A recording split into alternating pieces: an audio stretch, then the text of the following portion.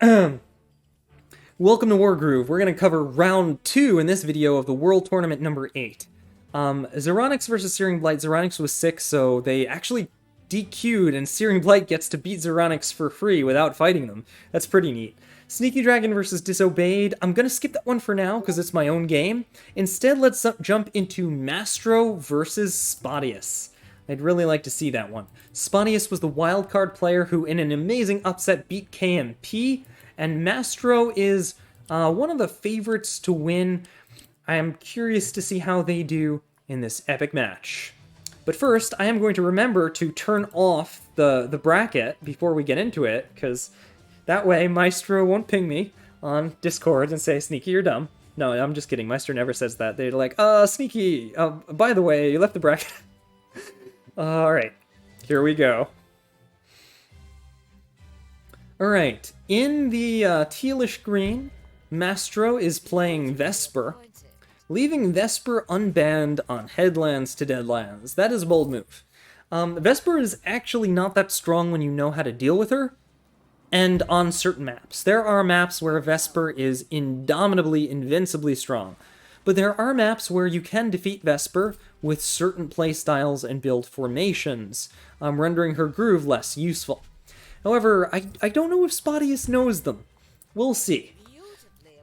Oh, sorry. On the right side of the map in gold, we have Spotyus playing Elodie. Now, Elodie is not a commander who has a very bursty groove, like we've seen Spotyus play before, trying to like go for an HQ lethal. In order for Elodie to go for an HQ lethal, she has to kind of walk to your HQ and rush it with like a lot of units. So we'll see if Spotyus is trying something new this game. Maestro is playing pretty standard. I think this opening is pretty par for the course here. While Spotyus continues their mage opening, we saw them play in round 1 and build double dogs. That confuses me. I don't know what dogs do this early in the game. Maestro is diving in, dominating that village, taking out that village, and actually choosing not to capture any other villages to avoid giving Elodie groove. This will allow Elodie to capture every single village this turn, but it won't give her any groove. However, Mastro is unworried, bringing in their knight, and just trying to kind of set up on these villages, stay out of Elodie's way, avoid giving her groove, and do the best that they can. Mastro, meanwhile, has been farming groove consistently and is already at 75% compared to Elodie's mere 20%. Spotyus did build a knight this time, and the dog is doing some work, following it up with a dragon. Missing a build there. It looks like the reason for the double doggos last turn was so Spotyus could build that dragon. However, Maestro has 2 knights and a dragon. And Vesper, unafraid of the dragon, just murders that dog. Because there's flagstone there, the dragon will not be able to hit Vesper this turn. Spotyus attacks that knight. I don't know why. Unlike last game, Spotyus does not have a lot backing up this attack. And they seem to be just kind of defending their commander, but that's a little dangerous. That's a little dangerous. Spotyus goes in with a nice knight crit on Vesper, but Vesper can just walk back and heal.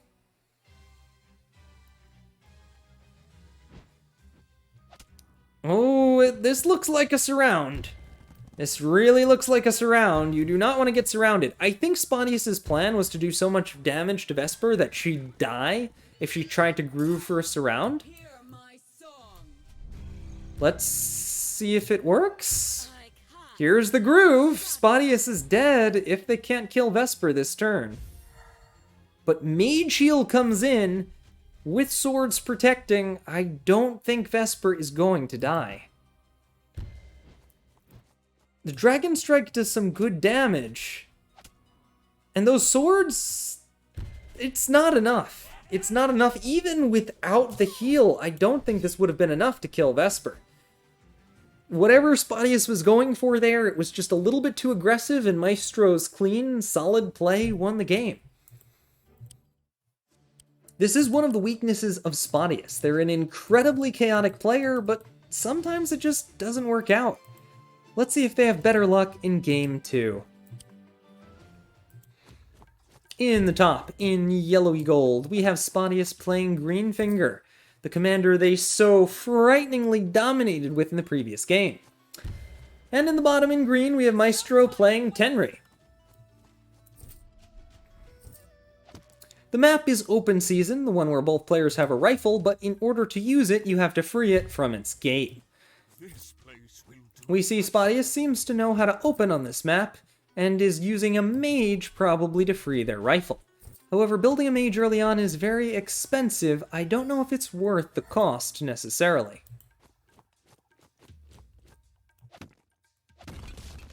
Unfortunately, the gate was a little bit tanky there, a bit of RNG, and it cost an extra hit of the rifle, meaning it wasn't able to leave that turn.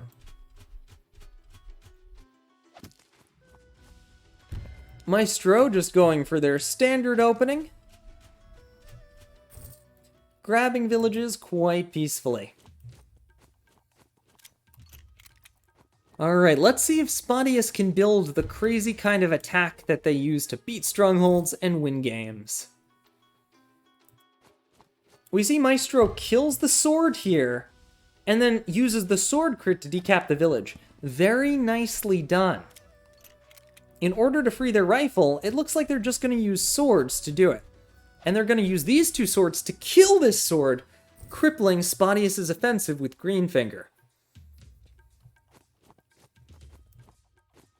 Spotyus is bringing down their knight and mage and using Greenfinger to kill this sword, setting up an attack on this sword, while blocking it from this village.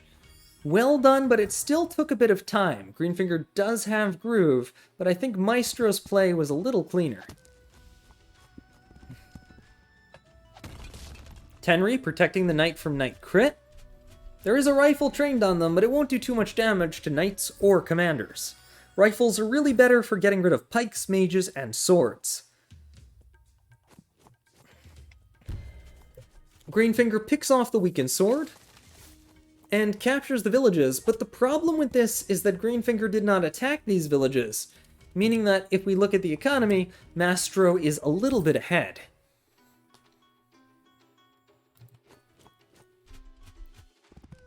Mastro brings up their knight and is taking more villages. It looks like Spotyus' knight is a little bit too far back to do anything about this. And Mastro has 5 knights on the field to Spotyus' 2. Spotyus runs right in with Greenfinger, murders a sword, and takes out a village. But is it okay to be that deep? I don't know, and we'll find out. Spotyus uses their gold to build a golem all the way over there. But their commander is all the way over here and about to take some knights to the face. Really big attack from Mastro, with Tenri moving forward and just dominating, sending a veritable sea of knights after Greenfinger. Spotyus has to be careful or they could lose the game right here.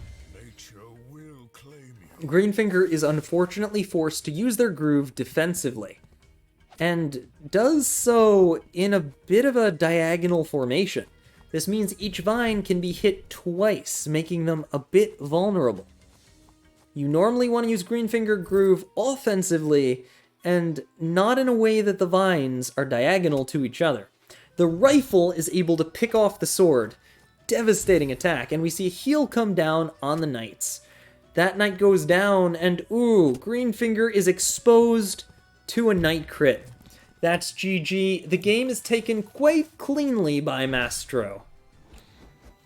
There's not a lot to say about that other than Mastro dominated. They did not fall for Spotyus' tricks or even let them get a good enough position to start tricks. Mastro was in control of these games from start to finish and knew the maps much better than Spotyus. Opening cleanly, opening well, having powerful plans, and Spotyus just had kind of tricks that they couldn't get going. Mastro takes the game and moves forward. Alright, we're gonna actually deviate from the bracket a little bit and go into the losers bracket, because remember, this is double elimination. Mr. Cat and KMP are fighting to see who gets kicked out of the tournament and who can keep going forward. I am very curious to see which one of these players will keep going, so let's take a look. Alright, we have KMP playing Dark Mercia. What is this? Dark Mercia? I really like to see that. Dark Mercia is another low-tier pick. And in the top, we have Mr. Cat playing Elodie in Bright Orange. I like Bright Orange Elodie. It's a very, like, good look. It's like the fire hair. Now, Dark Mercia, like regular Mercia, is considered a very low-tier commander. But, that being said, Dark Mercia is also untested. Elodie herself used to be considered low-tier before being one of the most picked commanders in the game, and so was Ragna before we found out she was so good we had to permaban her. The fact that not a lot of people play Dark Mercia could mean she's an undiscovered gem.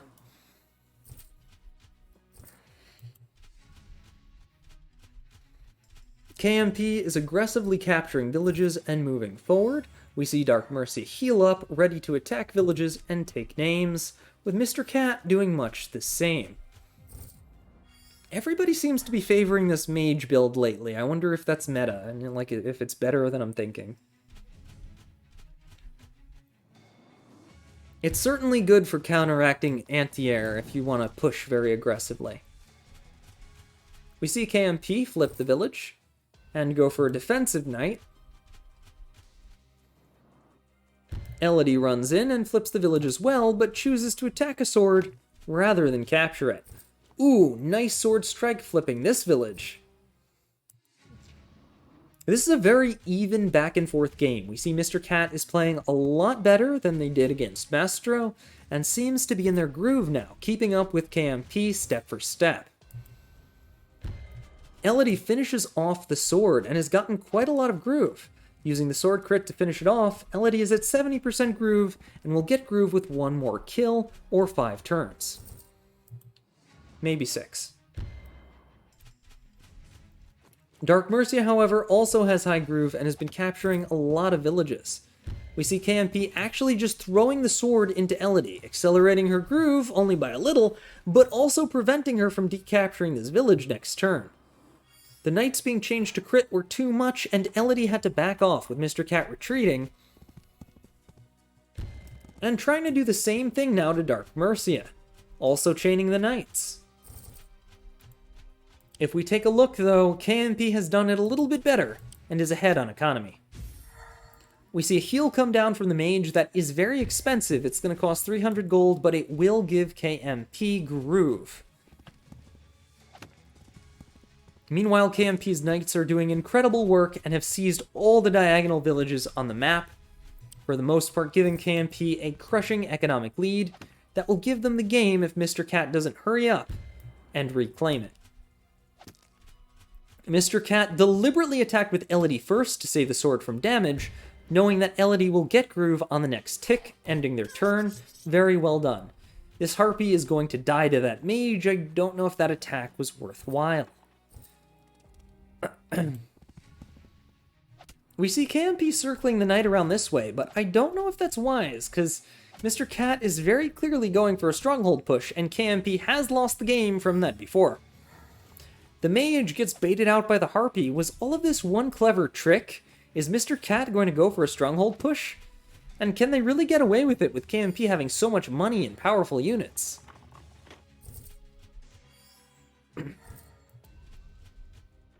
Mr. Cat is wagoning in a pike, but pikes don't rush strongholds. I see some attacks coming down, but again, nothing looks game-winning necessarily. I do like this formation, though. With Elodie at its center, it will be very difficult to attack it with a powerful unit like a dragon without giving it to Elodie. KMP must be confident they can do enough damage that it won't be safe for Elodie to steal the dragon. And sure enough, they protect the dragon with wagon and pike. Very well done. Especially with Dark Mercia coming in. With that Dark Mercia Groove dealing massive damage, it's probably not safe for Elodie to steal the dragon, even if they could.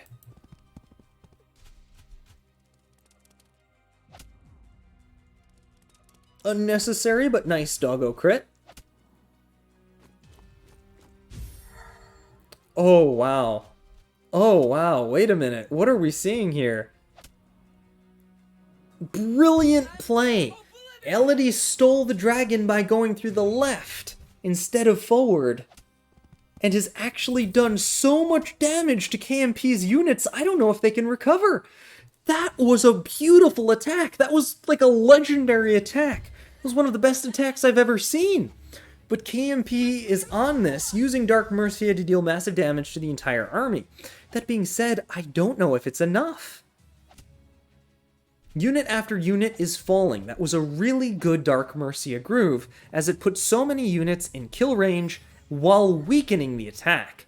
KMP might have saved the game, but that was a brilliant move by Mr. Cat nonetheless.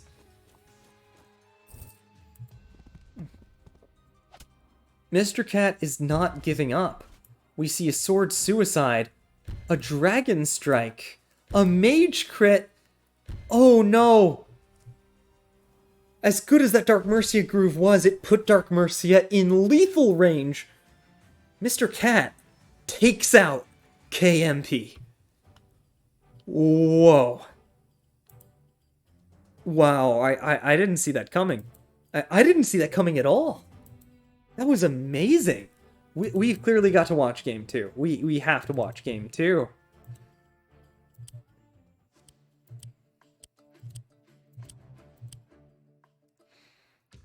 On the left side of the map, we have Mr. Cat playing Greenfinger this time. This place will do nicely. And on the right, we have KMP playing Elodie. Again, don't get confused, KMP is the one playing Elodie this time. If it helps to remember, Mr. Cat is still orange and KMP is still purple. The map in question is called Cloak and Dagger. The name of the map comes from the fact that there was a breaking opening on the map that completely destroyed it, where you sneakily just walk up to the enemy HQ. Hence, Cloak and Dagger. It's not actually why it was named that, but that's what we all think of. That horrifying day when someone discovered that the map was broken in the middle of a tournament. It's been fixed since then. That is no longer a thing. Not to worry.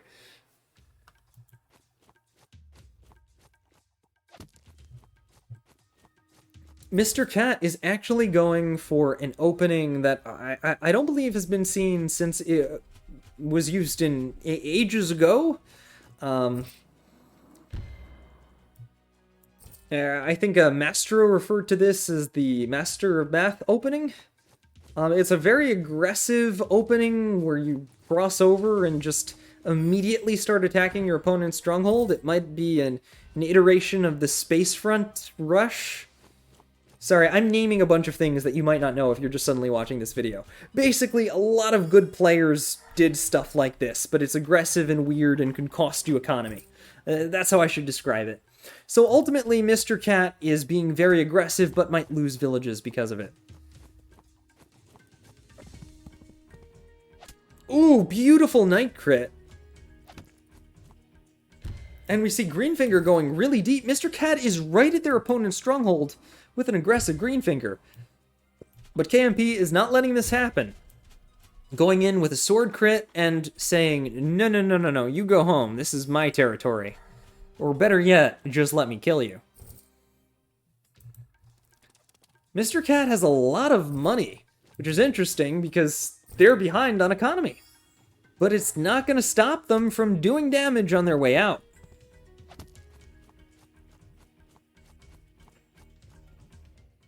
That Golem build is going to be really powerful in this attack. Until Elodie gets Groove, she's got to be a little careful as there's not a lot of army here. But with that kill, Elodie does get closer to Groove, and you really don't want to use a Golem against Elodie when she has Groove. Meanwhile, Elodie is spamming Knights, and Mr. Cat does not have a strong defense against this. This is an old opening for a reason. I'm not particularly sure if it's still good in the current meta, especially with fixes to the map. Greenfinger was able to get Groove. The question is, can they use it? We see KMP is loaded with money, and they decide to buy a dragon, a very powerful unit.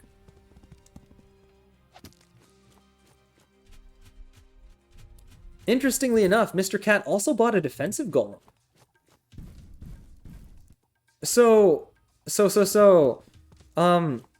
Wait, what? Okay, so I was very confused why that golem was walking up to an Elodie that had groove. The wall of vines separating Elodie from the stronghold kind of explain it.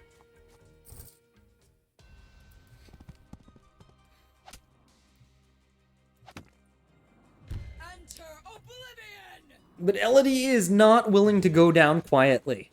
They do massive damage to the mage, taking it out, and then bring the dragon across to damage Greenfinger.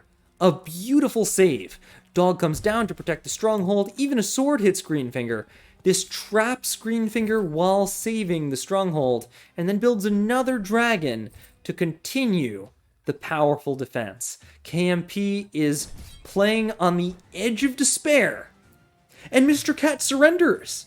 Mr. Cat determined that Greenfinger was trapped, couldn't get out, was gonna die, couldn't take the stronghold.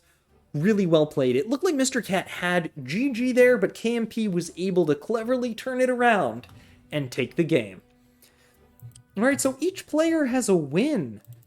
Either one can get eliminated or go on. Let's see who it'll be. Oh, and of course, we're back on Heist, everyone's favorite map, full of love and shenanigans.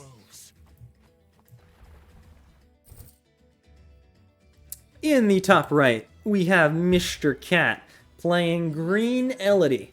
And I'm going to pronounce their name like Mr. Cat from now on. Early Wagon from Mr. Cat. We've seen that wagons can be very good on this map, and I don't see a wagon for KMP. Oh, there it is! Alright, both players officially have a wagon now. So the game is on. Mr. Cat is bringing the wagon around to the other side, but unfortunately, I don't think that sword can reach it.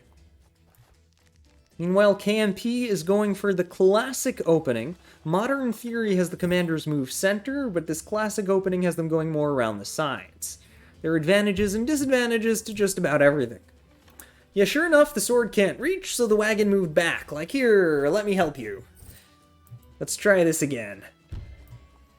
KMP is grabbing lots of territory with their swords, and actually built an early mage, which is a little unusual.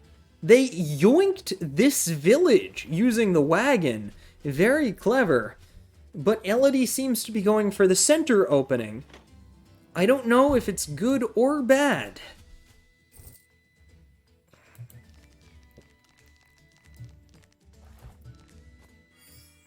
KMP heals up their commander, and having yoinked all the villages, they seem to be in a prime position to dominate. I don't know how Mr. Cat is gonna get out of this. But Elodie is happily just gobbling villages and builds a thief to try to revenge steal the yoinked village. Mage goes in, does massive damage to the sword, and backs it up with the sword. Meanwhile, KMP playing Valder decides to do Valder things and start wreaking havoc with the sword. Sword hits the wagon, sword hits the wagon, wagon goes down.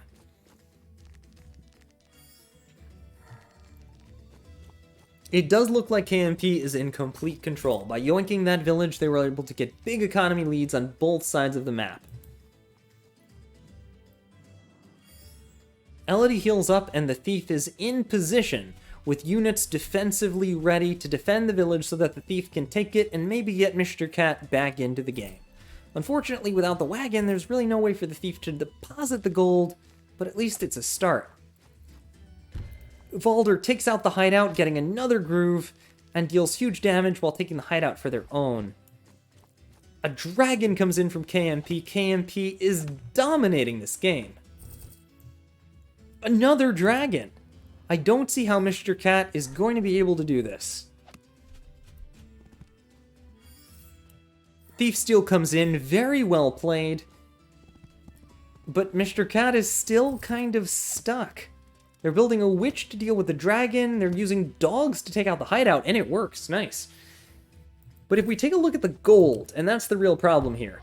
KMP has a bit of a lead and is only growing it with repeated sword summons.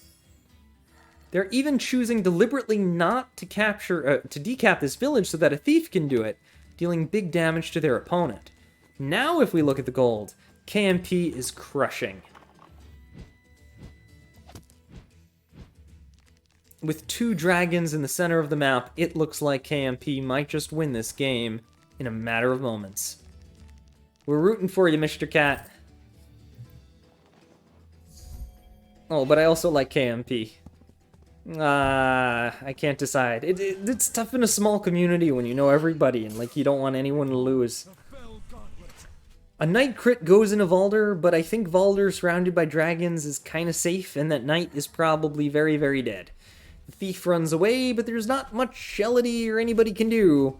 I don't know if there's anything Mr. Cat can do to recover this game. The thief steals the village. Lots of swords coming in, lots of damage coming in. Oh, and dragons can just attack Elodie pretty much for free. Valder, what? Comes in? Why did Valder come in at low health? Well, I guess Valder's pretty safe. I mean, there's like nothing to hurt Valder. Everything is near death. Yeah, this does look pretty winning for KMP. Yep. And KMP is the winner. Props to Mr. Cat for taking 1 game off them at least. And that second game was definitely close. Definitely close. Bias from the commentator. Alright, you don't understand, Go7. Mr. Cat, like, puts TBH on every one of my Discord comments. I don't know why, but it makes me feel special. I've got to root for them a little bit. I love KMP too, but, you know, I'm not being biased at all. Okay, a little. I'm sorry. I'll try not to. Alright, those were some fantastic games. Really well played. It looks like KMP will go on as one of my favorite picks to win. Well, that was before I saw the map poll, but I still think KMP is not done yet. I think they have a lot more to go in this tournament. Mr. Cat is eliminated, but we love you, Mr. Cat. You're amazing. Thanks for participating. Alright, I think there's one more set we have to do. There's one more set we have to do before we wrap up this video. So we know that Mastro beat Spotyus. Mastro's going on round 3. Searing Blight is going on because Zeronix was sick, unfortunately, and had to DQ. We saw a loser bracket game. Before we end the stream, well, we'll do Sequoia Go7 next time because they're not done yet. Let's do Sneaky Dragon versus Disobeyed. Let's do Sneaky Dragon versus Disobeyed. I want to do them in reverse order, though. I want to do them in reverse order. You'll see why. You'll see why. Okay. Go. Alright, in the bottom left, we have yours truly, the Sneaky Dragon, playing Vesper, and in black. And in yellow on the top right, we've got Disobeyed playing Dark Mercia. Disobeyed had an incredible upset against MVAC-M, taking them 2-0 on the Heist map. We'll see if they also know how to play Cloak and Dagger. Now, we were kind of chatting back and forth in the Discord during the opening rounds of this game. A little bit silly for either of us to be doing that, but we're silly people. Disobeyed like, oh, I forgot to ban Vesper. And me like, are you trying to trick me? I think you're trying to trick me. And Disobeyed like, no, really, I just forgot to ban... Like, there was a lot of, like, oopses and mind games going on, but... So, slight misposition from Disobeyed. Their commander should really be standing over here, whereas the Sneaky Dragon seems to generally know the opening on this map, or at the very least know what the opening was like a year ago.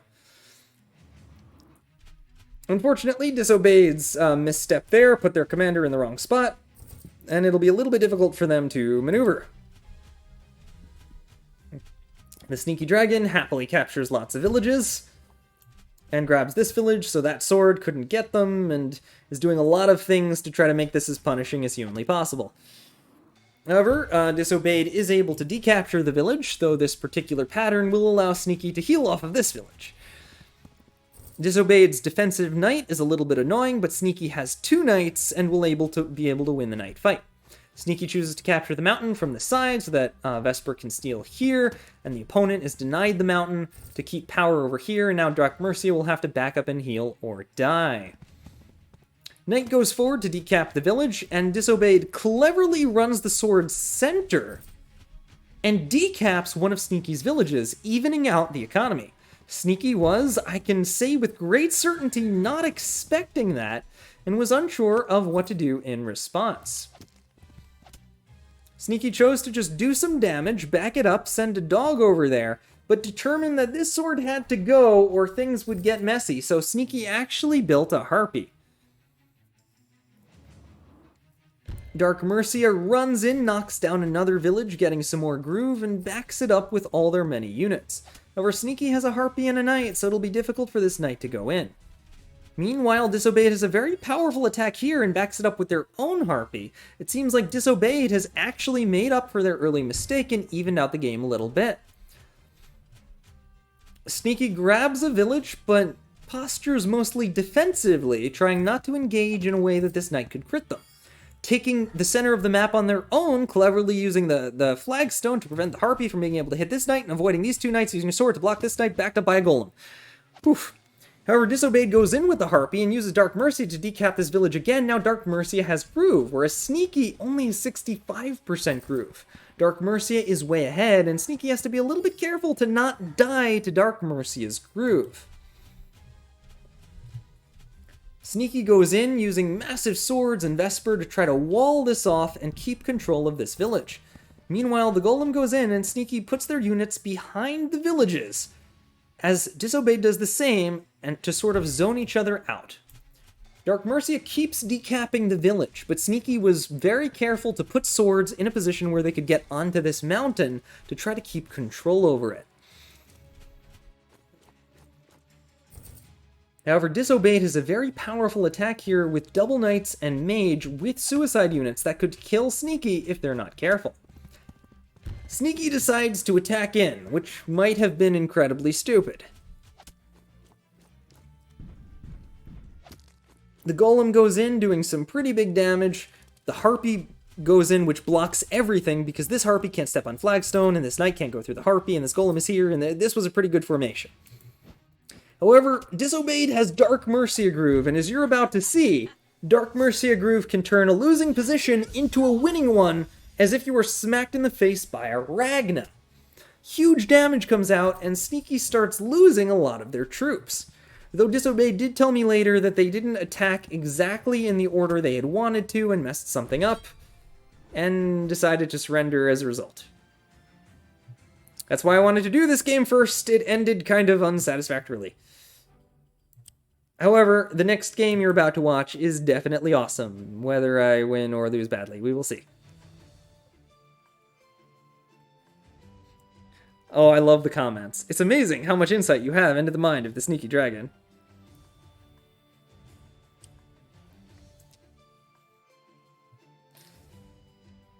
Alright. So that game was unfortunately a little disappointing. There were some blunders, but the next game, I promise, is going to be the most awesome game you've ever seen.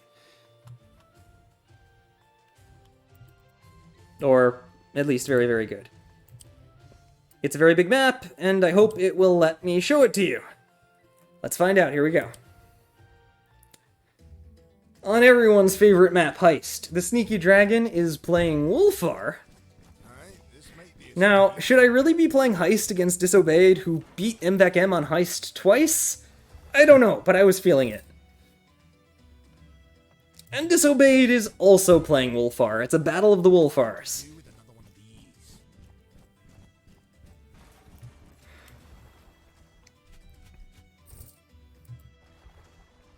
The Sneaky Dragon built a very early wagon, because I said the word wagon every other game. Did you really think I wouldn't build one? However, Disobeyed also built a wagon, because of course they did. They know this map.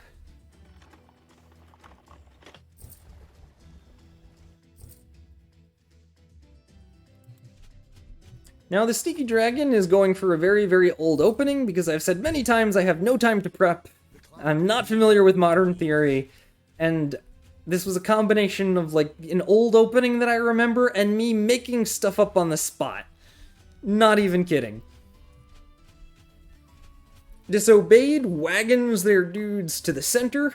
Wolfar goes center, and I'm starting to get a little nervous at this point, but nothing's really threatening me, so the sneaky dragon is feeling pretty good. They drop a mage. If you'll notice, they did not build a sword here because they did some shenanigans with the wagon dropping off their sword, as you can see right here. And just build a bunch of swords on the bottom. I'm sorry the scrolling is a little weird because it's my own game. Meanwhile, Disobeyed has tons and tons of juicy units to drop forward and try and capture villages and attacks my sword. And the sneaky dragon's like, what? You attack my sword? I can't let that stand. I'm gonna kill your sword, ha! Yeah. There we go. The sneaky dragon just kind of building standard, grabbing villages, using Wolfar to grab villages all across the map and try to get themselves a nice healthy eco lead with a random made-up opening based on an old opening. I don't know why that worked.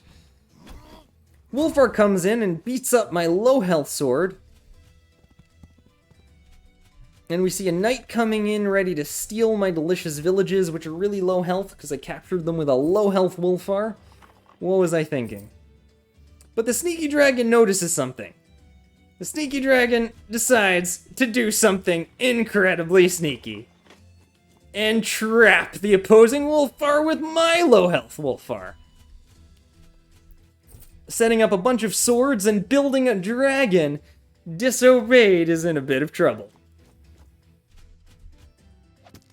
Now, Disobeyed is able to knock down my villages with relative ease. However, the sneaky dragon did put some pikes there, so they'll eventually be able to defend a little bit. Disobeyed has no choice but to use GoW here to save themselves from certain death, gulfing away my sword to its doom. However, it was at the cost of GoW and at the cost of their commander being useful.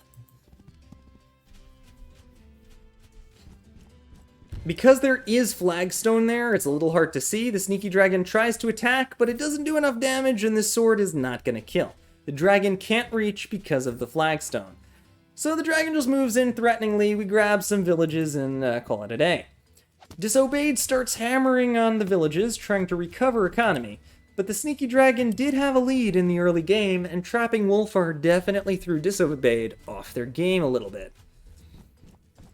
We see Wolfar having no choice but to retreat, choosing not to even capture the village because they need to heal off it later.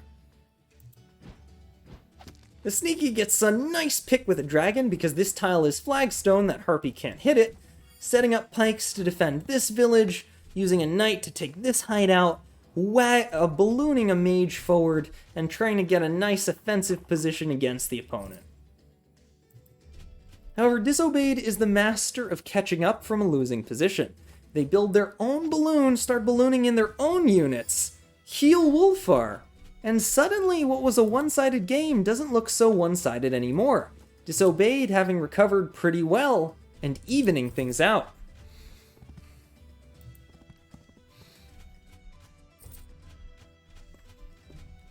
Sneaky just carefully defends, moving the knight around to try to get this barge into position, building some more balloons to try to get more units in position. Sneaky's just slow playing it, realizing that their lead is kind of expired, and trying to figure out if there's some kind of weakness in the enemy for them to exploit. Meanwhile, Disobeyed is playing really well, bringing in their pikes, bringing in the knight. Sneaky is a little bit worried at this point. If Disobeyed might be doing to Sneaky what they did to MVECM, recovering the game and then dominating. We see a very powerful, aggressive push here with a thief backing it up. Sneaky is thinking that maybe they need to do something about that. On the right side of the map, Sneaky steals this village with their own thief and captures it to keep ahead on economy, and drops up a knight and a sword over here. But now Sneaky needs to figure out how to deal with this mess. So Sneaky decides to put Wolfar in a wagon here like this, and try to defend. Disobeyed is able to go in a little bit, but they just can't knock this village down yet, so the thief will be able to get away and give Sneaky some good money. Meanwhile, Disobeyed dumps some pikes here, but that balloon does look like it's in the range of this mage. Disobeyed rotates around, backing off from Sneaky's defensive position, though puts Wolfar on a mountain and backs it up by a wagon. However, Sneaky decides that, you know, holding onto Wargoove maybe isn't all it's chalked up to be. And so Sneaky decides to use it in the most fun way possible. Destroying Disobeyed's barge. Now without a barge, it'll be really hard for Disobeyed to bring new units into the fight. So Sneaky starts murdering Disobeyed's units. Putting a thief here mainly just to wall. Slight error there, Sneaky really should have put the balloon on that forest tile to force the mage to hit it to make this formation a little bit better. I'm not even sure if this formation was well conceived to begin with. Sneaky also takes some big damage on the right side of the map with the pikes and the knights going in, and Disobeyed is able to punish this attack. Losing the mage isn't a big deal because it killed a balloon, it did its job, but Sneaky doesn't want his units here to become too damaged, otherwise Disobeyed could start pushing on Sneaky's stronghold. It's very important that Sneaky doesn't completely get routed in this particular fight. However, Disobeyed does put a lot of mages in range of Sneaky's units, which might have been a bit of a mistake. Sneaky sets up a pike crit and obliterates the knight, which starts a chain of destruction and pain, allowing Sneaky to do tons of damage to Disobeyed's units. We see more knights coming in, entering the fray, and lots of balloons coming in, and lots of units coming in, even Wolfar. However, as Disobeyed has like a dragon here, Sneaky does not want to put their commander onto road, as that would be dumb, so they put their commander over here instead. Sneaky also has some dragons entering the fray. Meanwhile, Disobeyed is able to do a bit of damage here, as Sneaky only has a mere harpy to defend, but ultimately without a barge, there's nothing Disobeyed can do to quickly reinforce the push, so all the fighting is happening on the left side of the map. Wolfar goes in, the thief goes in, on mountain next to the hideout in Wolfar. That thief will be very difficult to dislodge, but the mages were not healthy enough to kill the balloon. Tons of units come in, and Disobeyed has a dragon, but is it going to be enough to beat Sneaky's forces? It looks like Disobeyed is doing a lot of damage, and again, if they can rout Sneaky here, they can maybe turn it around. But Sneaky gets a harpy crit on this knight, doing massive damage and crippling Disobeyed's advance on this side. Wolfar goes in, taking out a unit, the dragon kills a mage, and without anti-air, Sneaky's 2 dragons will be devastating. Sneaky then proceeds to wrap around Disobeyed's units, taking them out and dealing tons of damage. This mage goes over here and heals to threaten off things this dragon can do. The dragon goes in, Wolfar is surrounded, and there's not a lot of options at this point. Around this time, Sneaky starts calculating if they're dead, but luckily that dragon can't hit, so Sneaky is not dead. I seriously should have, calced that a little bit better, but it turned out to be okay, I was fine. Disobeyed decides to get revenge for their barge, but realizing the game is lost, decides to surrender. They're behind on economy, not winning the fight, and might have just killed their commander. GG, and well played. And so the Sneaky Dragon will move on to round 3. I hope you enjoyed these games. We'll finish round 2 next time. That's all for now, and welcome to Wargroove.